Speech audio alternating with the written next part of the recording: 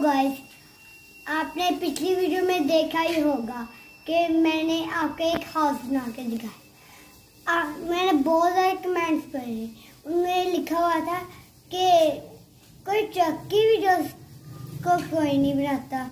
आज मैं आप सबको ट्रक बनाना सिखाऊंगा। चलो ट्रक की तरफ चलते हैं। ये इसके टायर्स हैं और ये इसके नीचे वाला हिस्सा है और ये सेंटर वाला हिस्सा, ये ऊपर वाला। अब हम सबसे पहले था ये इसका, इससे हम देख सकते हैं कि ये क्या हम बना रहे हैं ट्रक पर, आप देख ही सकते हैं। सबसे पहले हम टायर चूज करते हैं। ये मैं यहाँ लगाए दोबारा, ओह सीधे नीचे गिर गया।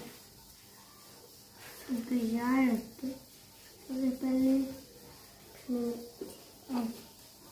ये मैंने लगा दिया। अब मैं इसका ये वाला पार्ट पकड़ूंगा।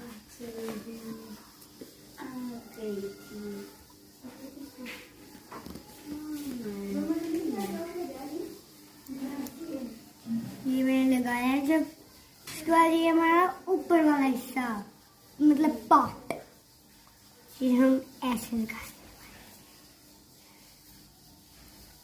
ये ऐसे कर दिया।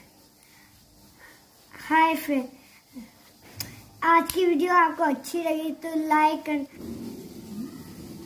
आपको ऐसे ट्रक्स मिले हैं तो आप उनको जरूर बनाना।